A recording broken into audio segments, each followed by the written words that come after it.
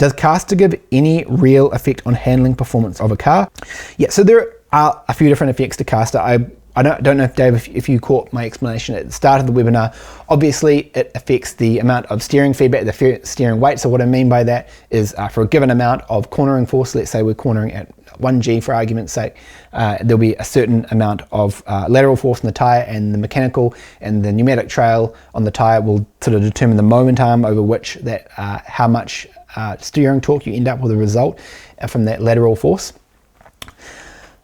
So that is absolutely affecting the amount of steering torque the driver will be experiencing for a given amount of cornering force. The self-centering and that stability is a big part of it as well. So that means, a lot of you guys will be familiar with this. If you go and put some steering input on your road car and you let go of the steering, you'll notice straight away the steering wants to self-center. It wants to come back to a straight position.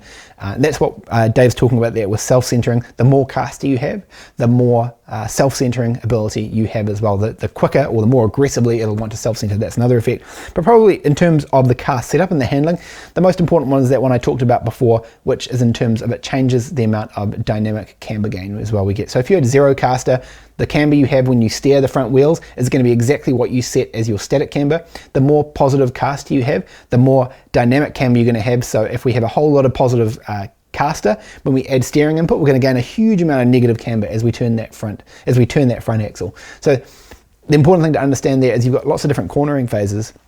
So in particular on the front axle, because we're turning the front, we're not obviously steering in the rear. So that dynamic camber balance between the front and the rear axle through those different phases of the corner, the amount of Castor you're going to have is going to have a big influence on your mid corner. Well, balance throughout the whole corner process really, but usually the one we are most focused on to start with anyway is at the mid corner. So definitely, Dave, Castor is a big tuning tool. It's not usually something we are adjusting all of the time at the track. It tends to be something, because it has so many other flow-on effects when you adjust it, it tends to be something we sort of set at a starting point and tune around it. It's not something we tend to be changing in every session. Certainly there's times when you add more or less Castor to the car, but because when you change it, it has all these flow-on effects, you have to completely redo the setup because of it.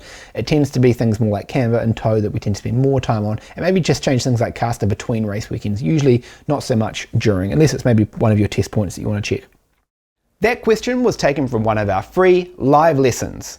If you like free stuff and you want to expand your knowledge, click the link in the description to claim your free spot to our next live lesson.